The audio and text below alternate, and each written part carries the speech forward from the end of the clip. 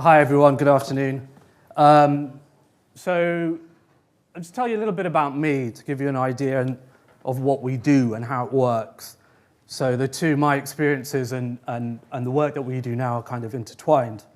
So as mentioned, I was a journalist. I worked for Reuters in the Middle East and Africa. I worked for the BBC doing investigative documentaries.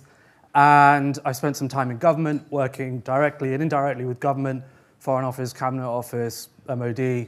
And for the last 5 years, I've run a tech company. So it's one of those varied careers that you hear about.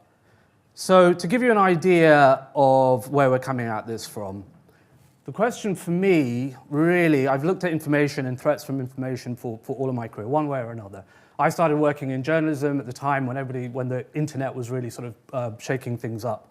And what it shook up was the idea of how information flows. So it wasn't like big organizations telling you what to think either through their ministries of education or their ministries of information and then their newspapers, and then that sort of trickling downwards and everything else broken off. So anyone here who spent time in Egypt or Syria in the 90s or anywhere like that would be very familiar with that.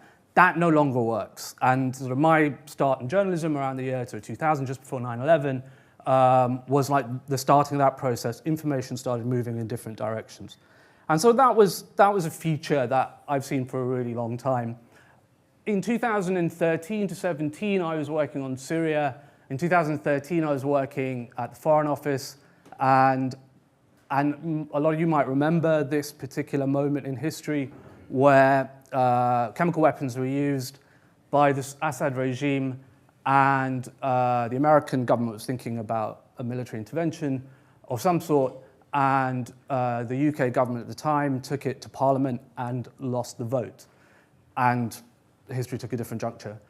From where I was sitting, what I couldn't get my head around was why we kept seeing this image everywhere. I mean, so I was in a unique scenario where I was looking at a lot of social media. We had no social media monitoring at that point, with just what you could see, what you could sort of stitch together yourself on your laptop.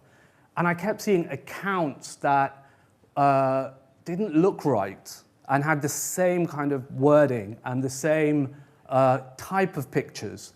And there were loads of them, and I could see then real people interacting with them, but I could see also what looked like not real people, and I couldn't figure out what exactly were the characteristics of each. But I knew that this was something that we weren't looking at enough, and it really just horrified and fascinated me in equal measure. So in around 2017, my last job when I was working for the government was assessing tools, social media listening tools, for assessment as to whether or not they could be used to protect UK companies, any companies, organizations, because disinformation was becoming, by that point, particularly by 2016, a household word. And the answer was no. The answer was that the social media listening tools that we have and still have don't account for bots. So if you've got data from Brandwatch or Meltwater or whatever, it's not telling you what's a real account, what's not a real account. That's a fundamental flaw. So after that, if you're getting narratives, after that, whatever else, you're getting engagement figures, all that good metrics, and they love giving you metrics, it's about 20-30% fake.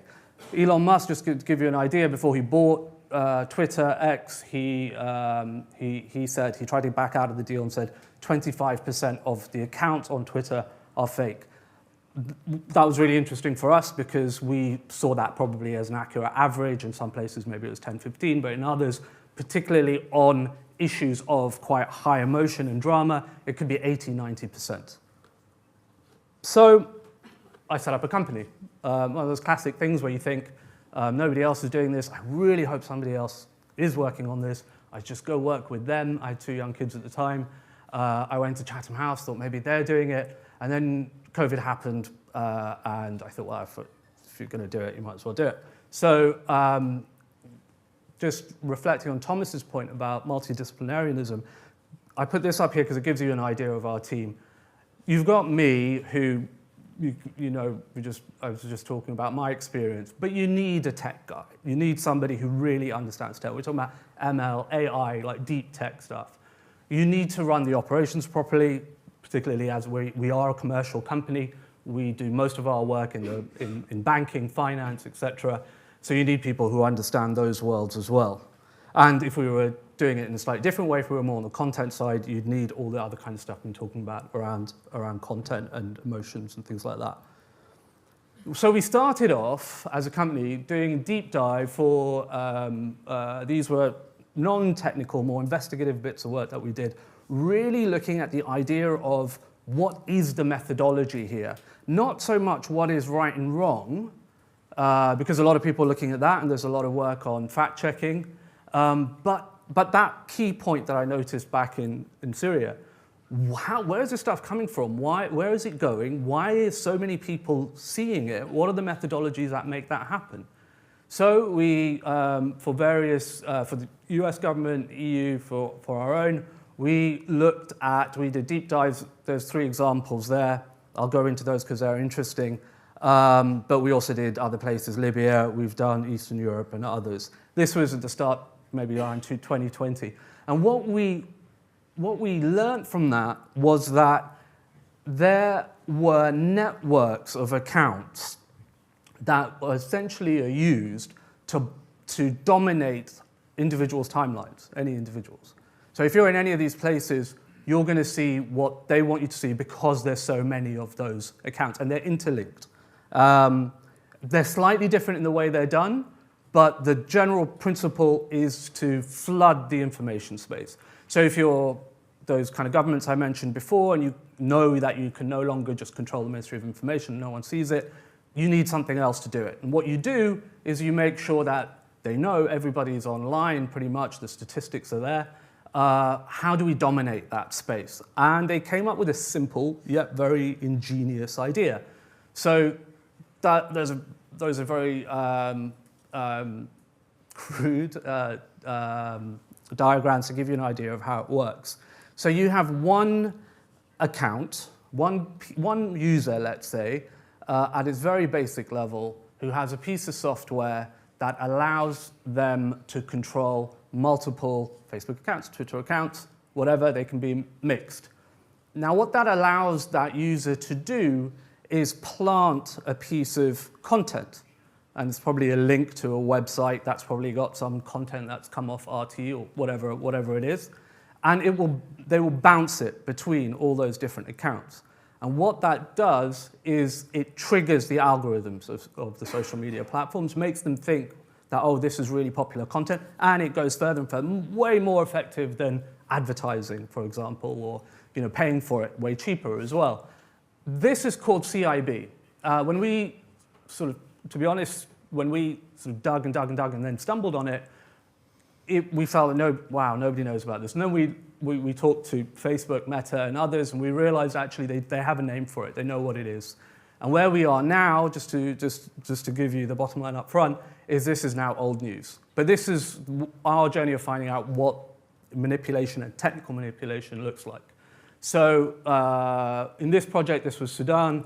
We took our findings and we shared them with Meta. That was in itself a long period of understanding how that organization works and understanding their criteria for what they see as reliable information, but they would act on it. And the key takeaway from that is they act on it because it's their own interest to act on it, because it messes with the advertising mechanisms they have. If we went to them and said this is hate speech, if you look at their terms and conditions, pages and pages and pages on hate speech and incitement to violence and all that stuff, and we engage them with that, but it's subjective. So they'll say, well, I'm not sure about this one. Is it true? Is it not true? But if you say, we found technology that is replicating posts by the thousands and pushing them through fake accounts, then they say, okay, well, show us your data. And at that point, when you can show them the data and you can convince them that your methodologies are solid, they will act on it. As you can see there, they took down about 1,000 in total accounts in the end in Sudan. And when we monitored disinformation in Sudan, fell by 70%. That was because of the networks that we worked with Facebook to take down, but also because all the other the people running the networks, the ones that survived, went quiet because these are valuable for them. They don't want them to be wasted. They don't want them to be burnt. So they just went quiet. Now, our bet as a company was that this kind of methodology was not going to stay there. I'm a former Reuters guy. I know that there's a connection between the world of geopolitics and conflict and what happens in markets. And what we saw in Syria, we assumed would be used by the same actors when it came to more economic competition. And we did see that. So the next picture there is disinformation used against Daewoo on a project that they had, a multi-billion-pound project with the government of Iraq in Basra to build a port. And it worked. People died because of what they did there. 2 or 3 Daewoo employees were killed in riots, and that was Chinese disinformation using the same methodology. And that was where we thought we'd see it, mostly. We thought we'd see it across the Belt and Road Initiative, and that's what we were gearing up for. But the next place we saw it being used in real scale was in America against regional US banks. And that one, called First Republic, was attacked along with 13 others using these disinformation techniques. So the accounts, the infrastructure, but also the methodology of it. What argument do you use? And that's the psychological element linked to some of the comments that we were listening to before. So how does that look in real life? Credit Suisse around the same time was hit as well. What you'll see on there, and at this point in our journey as a company, we're building software. So we've gone on from understanding it to figuring out, okay, now how do we build a tool? And that was always the aim. How do we build something that people can use commercially? It has to be commercial because it has to stand out by itself. But we know that this problem is governmental and commercial and private. So we started building what called a SaaS tool, software as a service. When we looked at Credit Suisse, what we could see was, can you still hear me if I walk over this way? So this is narrative testing, and these are bots. This is bot activity. And what it's doing there, or what the actor's doing, is A/B testing narratives. So let's say Credit Suisse is corrupt, and let's say that gets traction. They'll look at it and see. And if it gets traction, they will keep putting out examples. It's corrupt because A, it's corrupt because B, it's corrupt because C. And they'll test and they'll test and they'll test. And then they stop. And then they take short positions, and you can get that information from Bloomberg or Reuters, and you can see that it matches exactly. And then those refined, weaponized narratives are released, and the bank stock crashes, and somebody makes a lot of money. So this whole space is, though, however, evolving. So, and it evolves every few months. Every few months we see the methodology come on a little bit. CIB is not so much of a thing. AI obviously has a huge impact. So these key 3 points, when it comes to AI, there's a change. I'm sure there's other people who've been on the stage who are more qualified to talk about this than me, but definitely something that we've seen, that with AI, with generative AI, human beings, ourselves as audiences, are less concerned with what is actually technically true. Our idea, especially on visual stuff. So if you buy a Google Pixel 9 phone at the moment, it'll allow you to move yourself out of a picture, somebody else in a picture, and it'll save as a real picture, and we will consume it as our feeling of them. That's how Google markets it. This is true to our feeling of the moment, rather than a physical thing that happened in a real time and place. So in that case, that was a very effective piece of content, clearly comedic, cartoonic, and can be rolled out by generative AI at the touch of a button thousands and millions of times. New players. The individual there in the middle is what we call a revenue scalper. He's on YouTube telling people how he uses lots of bits of AI to set up websites and then get content made, all doing different things. You could call it a basic version of multi-agent architecture. And it allows him to scrape money from the advertising mechanisms of Google. So just keep pushing content out. And there are thousands, if not hundreds of thousands, of similar, mostly young men, but not always, doing this all over the world. And again, a very telling and quite scary example of this was the riots that we had in the UK, where it turns out that the name that was used Ali Shakati, if I remember, was actually generated by one of these sort of AI systems on the back of a very cheap little bit of software that essentially uses AI to look at the information space and say, how do I maximize eyes on me right now? And just generate something. And it generated a name, it generated kind of a basic narrative, and it worked. And we all know what happened then with the news after that. So what kind of tools do we have that we rely on to use this? And this is across the different economic sectors. Software tools, as I mentioned, don't correct for this kind of activity, either the infrastructure or the methodology of it. And fact check is not really relevant in a commercial setting. You're not going to see banks get very much out of going to fact checkers. And then there's also there's differences of opinion as to how effective it is to tell somebody something that they believe isn't true. As a company, we have looked at ULEZ, that we've got quite a lot of coverage around that, the Southport riots I mentioned, Russian influence in Africa, and the disinformation fueled short selling. The point I'd like to make here is that we would not have been able to identify what was happening in the Southport riots or in ULEZ if we hadn't looked at the same methodologies in Africa and in Sudan and in the Middle East. So there's a direct correlation. You've got to understand that whole picture if you're looking at these kind of threats.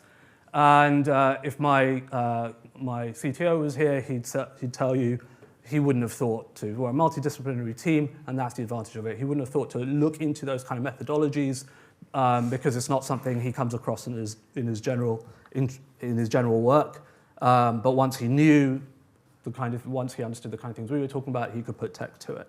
And we've had coverage for that kind of work that we do. I can actually, the reason I have the laptop is I can actually show you what the software looks like, just so you know, and there is a reason for this. The reality is when we're dealing with disinformation or online manipulation or whatever we like to call it, is that the people on the coal face are 2 to 4 person comms teams. So when we're talking about really complex, one of the key things that they will talk about, and we've talked to hundreds if not thousands, they'll say, I want simplicity and I want clarity. Don't show me 3,000 graphs. They won't actually always tell you this unless you go for a drink with them afterwards, but they need solutions. They're people mostly working in commercial sectors, and I would say even in the government sectors, it's not that different. You've still got maybe 3 or 4 people, and they need to get stuff done. And it doesn't help them if they've got something really, really complex. So as a commercial organization, of course, this is something that we have to address. So this is our tool. Just to give you a quick idea, I won't show you everything, but happy to talk about it another time. That's frequency. That's Boeing data, just because we have it. What you see there is what people see. No idea if it's true or not. That's the narratives across Facebook, Twitter, Reddit, whatever we can get an API for. But what actually counts is not necessarily the frequency, it's the engagement. And that's real engagement. That's what real people are looking at and engaging with. So you can see that there is a bit of a correlation, but the volumes are very different. If you put bot activity onto that, you start getting an even clearer picture. You can see that in some places, they tried really hard, but weren't really getting anywhere. Frequency went up, bot activity was off the scale, but people weren't that interested. In other places, they kind of got what they were after. And when you can understand that, you can put sentiment to it. And if you're talking about a commercial setting, you can put stock price to it and see what happens there. When I give this presentation in front of financial audiences, they always say, can we trade on this? The answer is, well, you probably could, actually. So if you look at that, there's a dip in sentiment there, it will tell you what was happening, what were those narratives. Now, the reason why this is useful for companies that we deal with our clients is, you can ask it. what should I do? What are the main narratives? Which of these narratives were bot-driven? And it'll tell you exactly, and it'll tell you what to do. And I don't know if the eagle-eyed amongst you might be able to see, we loaded it up with the UK's Oasis framework, which I used to work with quite a bit, because Oasis is a really good sort of guideline, but you can put data to it. So there's a lot of things you can do there. If you're a 2 or 3-man team and you're working these scenarios, you need to have solutions straight away. You need tools that give you those solutions. And I'll stop there.